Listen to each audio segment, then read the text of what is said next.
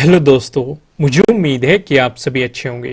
दोस्तों, अब हम एनालिसिस करेंगे बैंक निफ्टी का।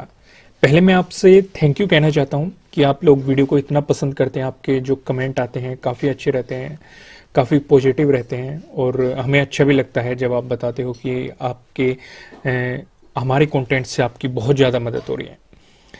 तो फिलहाल अब हम शुरू करते हैं कि कल की हमारी क्या स्ट्रेटजी रहने वाली है, कल को मार्केट किस तरीके से मोमेंटम कर सकता है। लेकिन यहाँ पे मैं आपको एक बात और बताऊंगा। जैसे कि आप देख रहे हैं मार्केट में एक नेगेटिव ट्रेंड चल रहा है, काफी दिनों से आपको गिरावट भी मार्केट में देखने को मिल रही है। न्यूज बेस्ड ट्रेडिंग को मैंने हमेशा कहा है कि आपको अवॉइड करके चलना है। बिगिनर्स को तो खासकर न्यूज बेस्ड ट्रेडिंग को अवॉइड करके चलना है। लेकिन अगर आप लॉन्ग टर्म इन्वेस्टिंग करते हैं तो ये आपके लिए प्लस पॉइंट हो सकता है, क्योंकि काफी कंपनी आपको 10% सस्ती मिल रही है, कोई 20% सस्ती मिल रही है, कोई 15% सस्ती मिल रही है, कोई 25% सस्ती मिल रही है। यानी कि काफी सस्ते दामों पे आपको अच्छी अच्छी कंपनियां मिल रही हैं। अगर आप लॉन्ग टर्म की सोच रहे हैं, जो आपका इंट्राडे में बेनिफिट होता है, उससे भी आप एज ए SIP के थ्रू स्टॉक्स में इन्वेस्ट कर सकते हैं। अगर आप वैसे भी पैसे इन्वेस्ट करना चाहते हैं तो आप जो भी अच्छी कंपनी है आप अपनी रिसर्च करेंगे। मैं यहाँ पे मतलब सजेशन नहीं देना चाहता, क्योंकि जैसे कि आपको पता है कि जब प्रॉफिट होता है तो वो अपना होता है, जब लॉस होता है तो आदमी दूसरे पे ब्लेम लगाने की कोशिश करता है कि उस वजह से हमारा लॉस हो रहा है। वो आदमी अपनी गलती एक्सेप्ट नहीं करता, तो दूसरे पे डालने की कोशिश करता है। तो इसलिए मैं आपको किसी पर्टिकुलर स्टॉक के बारे में नहीं बता रहा कि आपको ये खरीदना चाहिए, वो खरीदना चाहिए। आप अपनी रिसर्च करो कि फ्यूचर में क्या होने वाला है, किस तरह की कंपनियां चलने वाली है।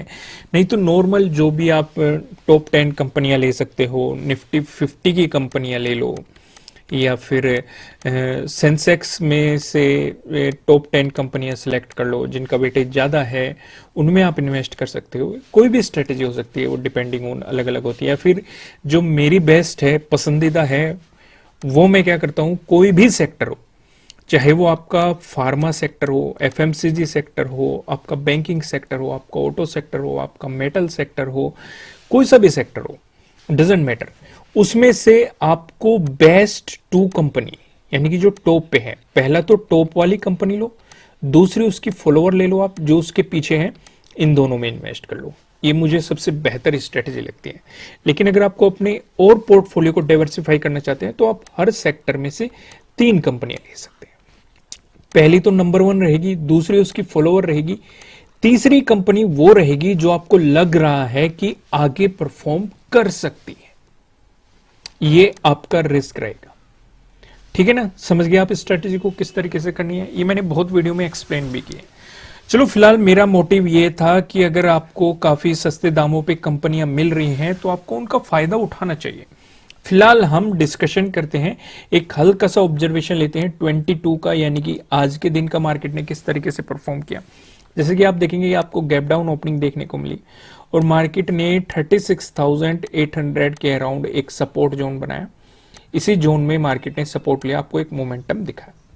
फिलहाल जो हमें इंपॉर्टेंट सपोर्ट लेवल यहां पे नजर आ रहा है, ये 37,000 नजर आ रहा है। अगर आप इस जोन को देखेंगे, ये 37,000 कल भी आपके लिए एक इंपॉर्टेंट सपोर्ट की तरह ही काम करने वाला है। इस पे आपको नजर रखनी है। वहीं बात करें जो हमें रेजिस्टेंस नजर आ रहा है, रेजिस्टेंस रहेगा ये 37,600 आपके लिए एक रेजिस्टेंस के रूप में रहने वाला है। तो इन दोनों लेवल पे आपको नजर रखनी है। इसके अलावा एक और इंपॉर्टेंट लेवल नजर आ रहा है 37,200। इस पे आप देखेंगे इस पूरे जोन में मार्केट ने क्या एक्ट किया, रेजिस्टेंस की तरह। फिर जब ब्रेकआउट मिल गया मार्केट ने इस जोन में क्या एक्ट किया, सपोर्ट की तरह। फिर से ब्रेकडाउन मिल गया मार्केट ने इस जोन में क्या किया, फिर से रेजिस्टेंस की तरह। तो 37,200 भी आपके लिए क्या रहने वाला है, सपोर्ट। तो यहां पे मैंने आपको 3 लेवल बताए, 2 तो बताए मैंने सपोर्ट लेवल और एक बताया रेजिस्टेंस लेवल। एक बार ओवरव्यू के लिए इन्हें देख लेते हैं। रेजिस्टेंस रहेगा ये 37,600। सपोर्ट की बात करें तो सपोर्ट रहने वाला है 37,200। फिर उससे नीचे सपोर्ट की बात करें तो ये 37,000 हमारा अगला सपोर्ट लेवल रहने वाला है। यहां तक हो गया। अब हम प्राइस एक्शन की मदद से सपोर्ट और रेजिस्टेंस का डिस्कशन करते हैं।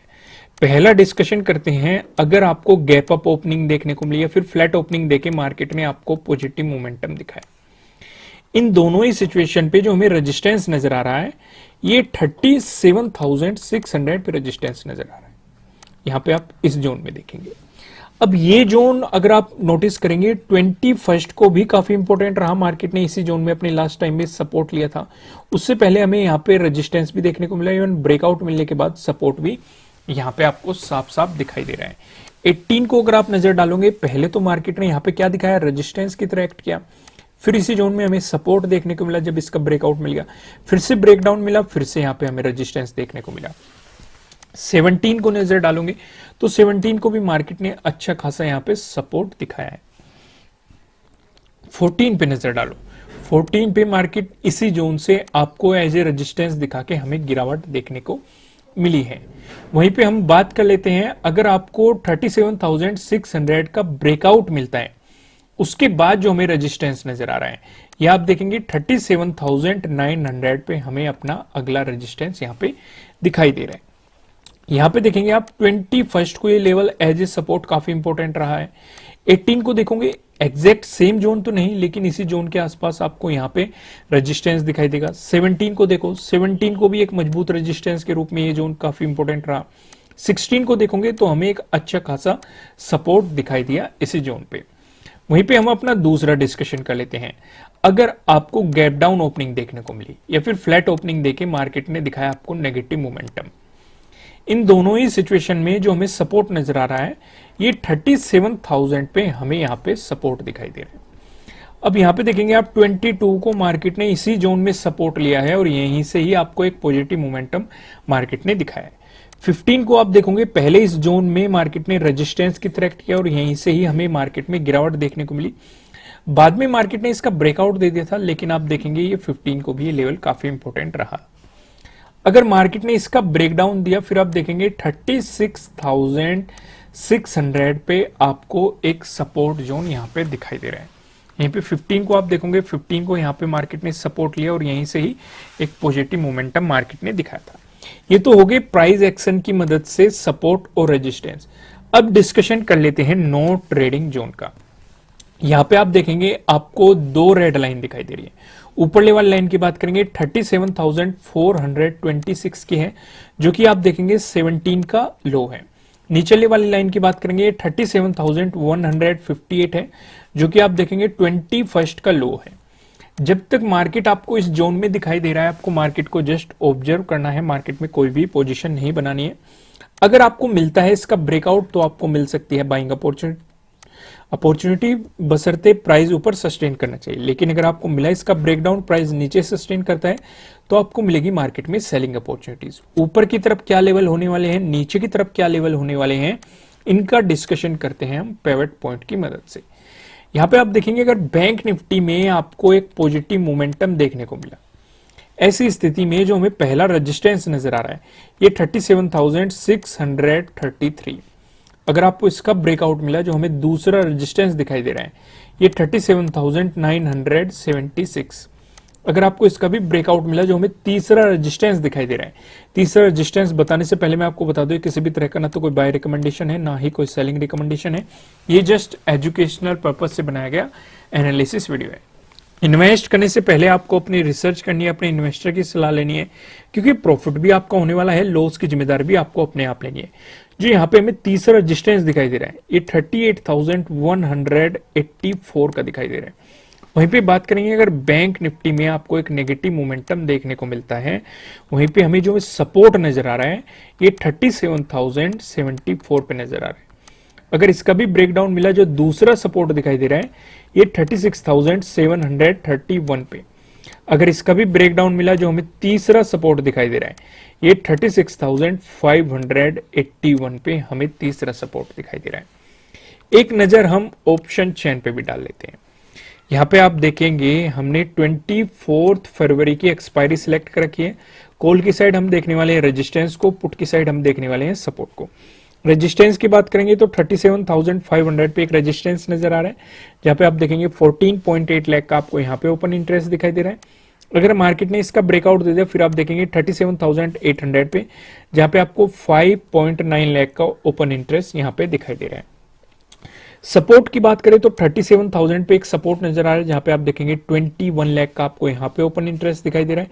अगर मार्केट ने इसका ब्रेकडाउन दे दिया फिर आप देखेंगे 36,800 पे, जहां पे 7.2 लाख का आपको यहां पे ओपन इंटरेस्ट दिखाई दे रहा है। अगर इसका भी ब्रेकडाउन मिला फिर 36,500 तक के लेवल आपको देखने को मिल सकते हैं। यहां पे आप देखेंगे 15.5 लाख का आपको यहां पे ओपन इंटरेस्ट दिखाई दे रहा है। दोस्तों इस वीडियो को लाइक कीजिएगा, मुझे कमेंट करके बताइएगा कि आपको एनालिसिस कैसे लग रहे हैं, आपके लिए कितने हेल्पफुल है। अगर आप इस चैनल पे नए हैं सब्सक्राइब कीजिएगा, बेल आइकन भी प्रेस कीजिएगा, जिससे आपको आने वाली वीडियोस के नोटिफिकेशन मिल सके। ठीक है दोस्तों, फिर मिलेंगे किसी नेक्स्ट वीडियो में किसी अच्छे कंटेंट के साथ। Thank you.